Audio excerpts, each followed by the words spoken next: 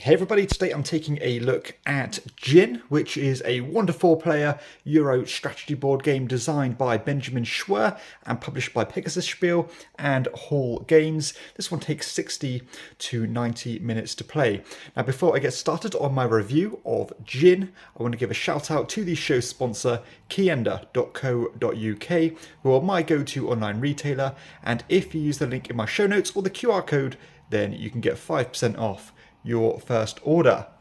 Okay, so Djinn is going to look like this when it is set up, where the main board is essentially going to be this kind of roadmap of action spaces where you will be moving your mage around and visiting these different action spots and taking the relevant action. Surrounding the map, you've got a breakdown of what all the different actions are, and of course we will talk about all of those individually. Also on the map, you are going to populate these circle or round action spots with the djinns themselves. So each spot is going to have one of these boss djinns as well as some of these minion djinns depending on the player count.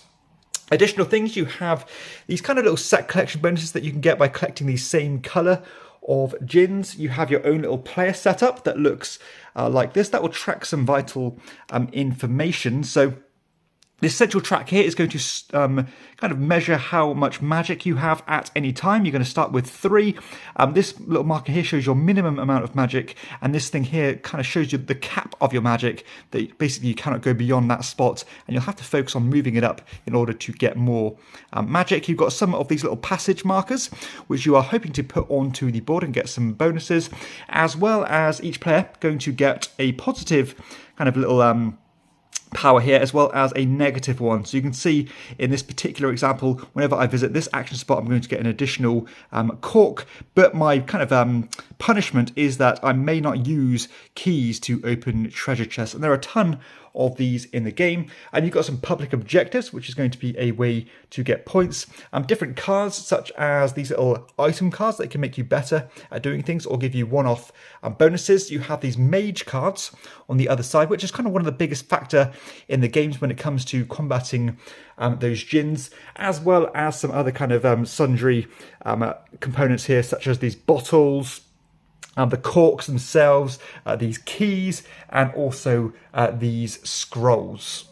Now, before we actually get into the mechanisms of the game, I think it's best to start with how you actually get points, because 95% of the points are going to come through this method of kind of combating a djinn and capturing it, putting it in a matching coloured bottle, and then putting a cork on it like so. And this will essentially be 10 points, which is mostly the way you will get points. There's a few other ways you can get points, again, through these public objectives, but again, most of them are going to come through this djinn collection. And when you fight these boss djinns that look like this, they're a little bit more hench, they can go into any coloured bottle.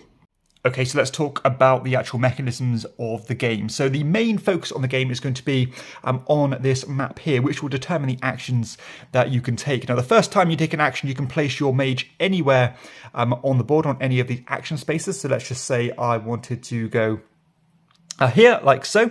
And you can see that each action has a square action space as well as a round one. So you've got the matching one here. The round ones are essentially a stronger version of the square one, but it does mean that you will be forced to try and combat one of the djinns, or several of the djinns, should you wish to.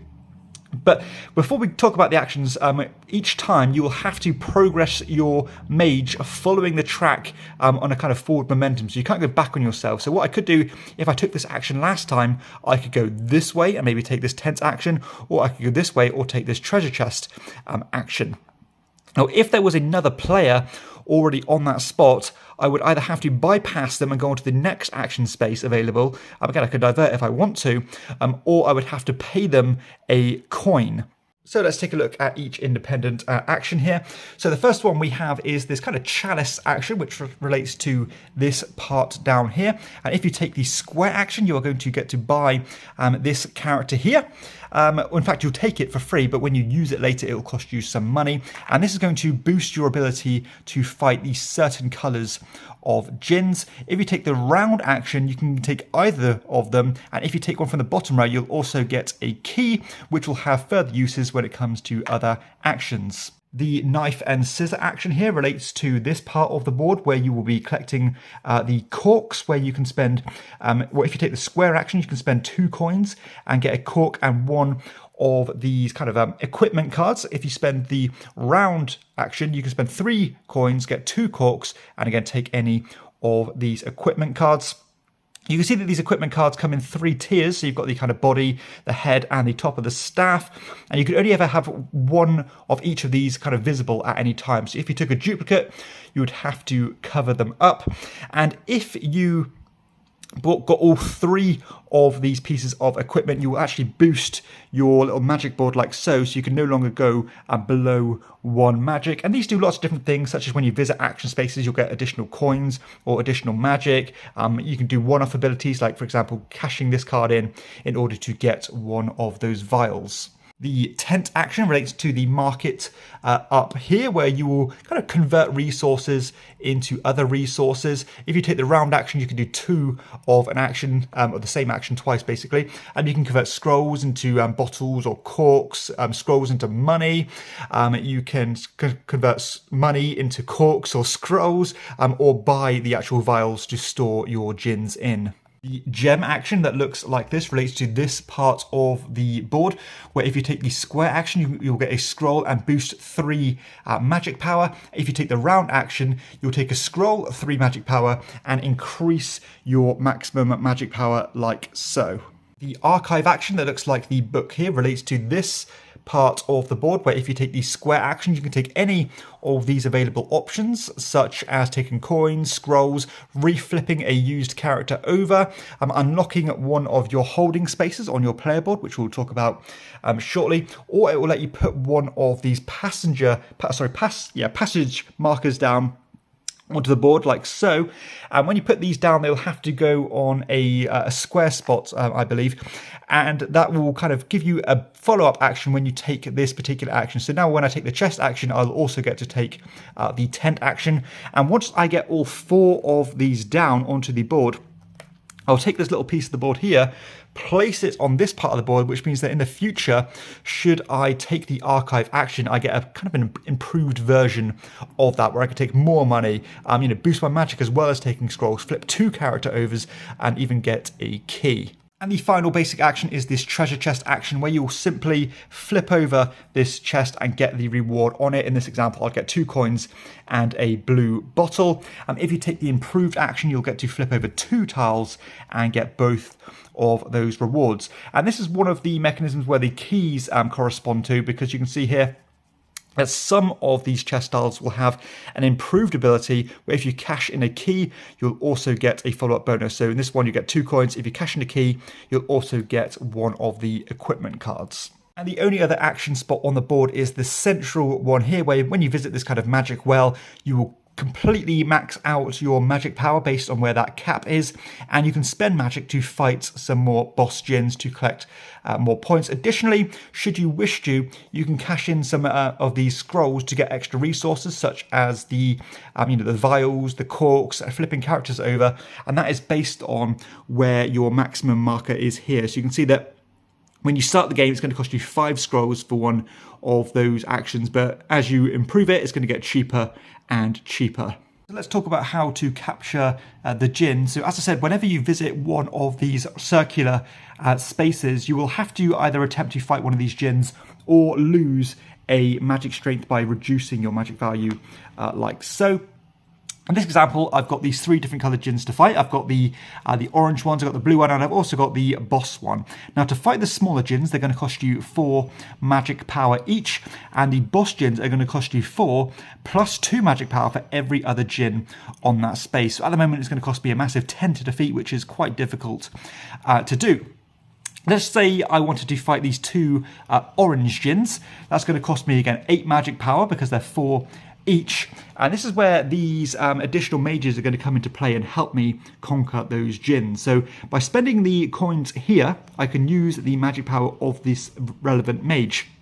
This would give me an extra 3 magic power, +1 for every matching colour here. So this, in this example, there's 2 orange Djinns, so therefore it's going to give me a +2 magic strength. It would give me 5 in total here. I could then reduce my other additional base magic here by 3 to make it up to that 8 and capture these 2 Djinns.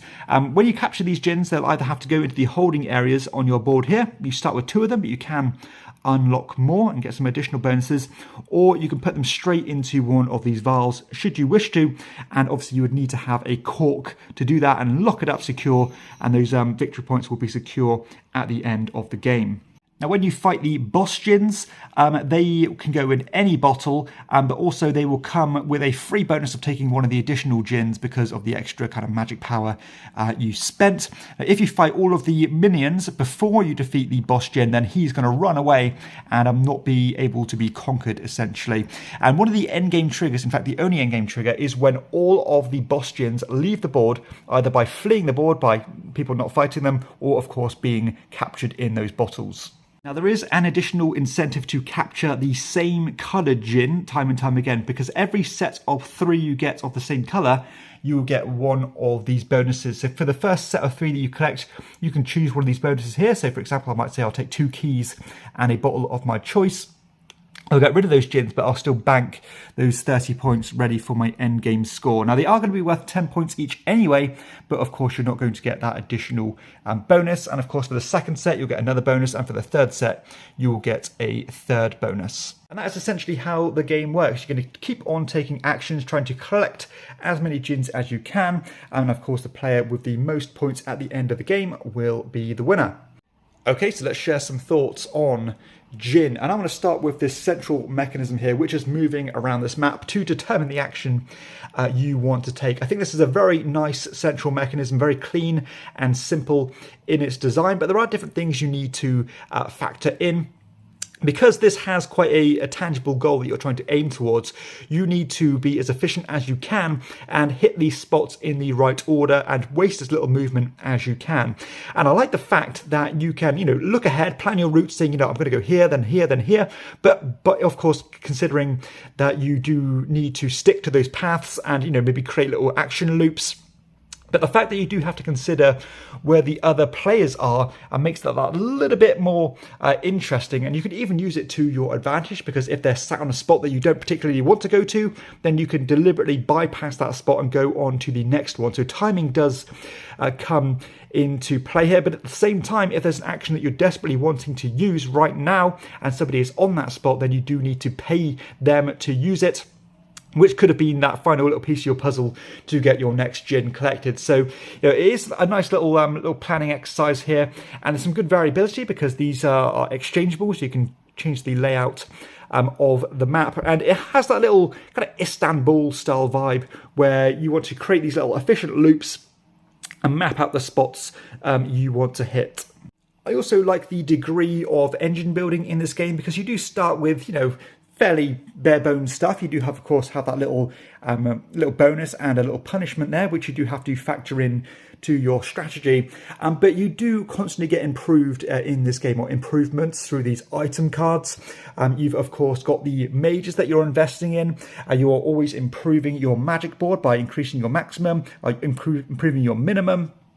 And even little things such as getting your passages down, so that when you hit those spots, you get follow-up actions as well. And even improving things such as your archive action, it all adds up. And it does feel like the game has a good forward momentum where you get things quicker and more efficiently as the game progresses.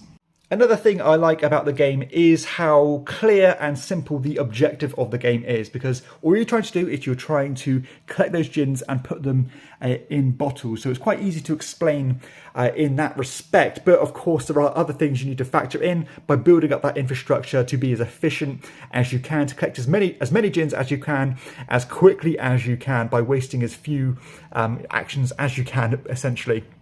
And I like the way that you have to kind of build up that infrastructure before you make those big moves. You need the bottles to put them in. You need the corks, you need the money, you need the magic power. And all of these things tie hand in hand to achieve that ultimate goal of bottling those Djinns and securing them. But I also like the fact that you are restricted, especially at the beginning of the game, by only having two kind of storage slots to keep them in, so that you do not have that many options just to stockpile as many Djinns as you can. Because if you do that, you're going to be basically throwing them away and not being able to store them, which is essentially wasted effort and wasted action. So yeah, I do really like that. I also like how that ties in to the kind of endgame trigger, which is when these Djinns leave the board, and because that's player determined. You can really use that to your advantage. If you're, say, pulling ahead in terms of victory points, you might want to bring that game in the end to a conclusion a lot quicker by blitzing those spots time and time again, so that the Djinns might run away, and therefore your opponents do not have a chance to catch up. So again, I do like games where the endgame trigger is somewhat player determined, or they have some kind of autonomy about when the game is going to end. This is a game of very small margins. Each time I've played this, the winner and second place have been fractionally different in score, which means that you do have to waste as little movement as possible, meaning that things such as not being able to fight Djinns when you hit these round spaces, that can really hurt you just by simply losing one magical strength. But I do like the fact that it's not completely punishing where it's debilitating. Even things such as collecting those trios of colours and getting those extra little boosts, that can really help determine who wins or loses the game. Despite me enjoying how this game works, I do feel like it lacks a certain hook or a key mechanism to differentiate it from other games out there. This is essentially a mishmash of collecting things, exchanging things, etc. There's not like a novel hook or something fresh or unique or original about it. Essentially you are collecting these, you are exchanging these, you are boosting these, collecting these, all kind of different modules or different kind of knickknacks that come together to build a bigger game. So it's a shame that there's not a distinct mechanism here to really set it apart from other games out there. This game is on the lighter end of the medium scale of Euro games, and I think if you play a lot of Euro games, or you played heavier Euro games, I think this one might leave you wanting a little bit, because whenever I've played this game, I've not really felt like I've been tested or really kind of stretched mentally. I kind of feel like I know what I want to do. Of course, just collect things and bottle things up as quickly as you can. And it doesn't really leave you room to explore. You kind of see everything pretty quickly. And I never really felt like I was playing hugely suboptimally, despite me not, pouring all my mental power into it. So I think you can almost crack the code to this one quite quickly, even if you do, mess with the board, split things around, etc. It's not going to, again, if you kind of see everything each game you play this one. It's not like there's multiple paths to victory. Every game you're going to have to touch on everything and collect everything in order to play well. And I think after playing it a time or two, you're going to pretty much see everything this game has to offer. I think the time investment for this game is pretty decent. You are looking at around 60 to 75 minutes to play this one, which I think is right on the money. It doesn't outstay its welcome. It's not too quick to the point where you can't get invested either. It scales pretty well. The board is a bit more open when it comes to the lower player counts, because of course you're not bumping into other people. But the interaction is still there, because if you want to, again, share the spot, you're going to have to pay them. And that even relates to the markup here, which I did mention before, that if you want to use one of these actions and somebody wants to share that spot with you, they also have to pay. Of course, there's some competition for the equipment cards. There's competition for the mages that you want. There's competition for the objectives here, or these kind of little bonuses. So, there is some passive player interaction here. It's not terribly interactive, but it is there. The production of this game is right to my taste. It has that classic Dennis Lauhausen aesthetic. Now, so many of my favourite Euros have him as an artist, so I really do like that. It has that kind of cartoon, kind of fantasy style, which I really do enjoy. The components are all decent, as you'd expect with Pegasus Spiel games. And I've got no issues at all. The card stock is not linen, but you don't need them that much anyway. They don't really get shuffled too often. All the little bottles look great and distinct. The little meeples look fantastic. They are actually different on each side, which is quite cool. And the player boards all snap together nicely. All the information is at your fingertips, really. So I've got no issue at all with the production. In fact, I do quite like it. High quality, but not superfluous at all. Okay, so let's share some final thoughts on Djinn, and I do enjoy this game, or I have enjoyed my play with this game. However, I do have some serious concerns about its longevity, about its replayability, but that is coming from my own personal lens because I've played hundreds of Euro games. This one is a good one. I've enjoyed my plays with it. However, I kind of feel like I've seen everything. I feel like I've cracked the code to this game relatively quickly, which is not what I really want with games that stay in my collection. What keeps me coming back to these games are games that test me, that make me go through those mental gymnastics in order to play well. This one, I felt like I was almost on autopilot, and I've done well each time. Again, the margins for victory are minuscule. And if you have players who are competent, you are both going to, again, come down to a bit of luck that's going to make the difference, essentially, because, again, it's not exactly a difficult game to conquer or to master. Now, that being said, I think if you are dipping your toes into the Euro genre of games, this is a good one because there's enough going on to keep you interested, but not too much to the point where it's overbearing. But for me, this one just kind of fell short when it straddled that line between being accessible but kind of lacking depth. I suppose it lacks depth for me, and it has more kind of width in terms of things going on rather than the consequences of your actions. So, I do like the optimization puzzle, but ultimately that's not quite enough to steer this one to stay into my collection. So, yeah, a very near miss because I really wanted to like this one because I love the aesthetic. I like the core gameplay.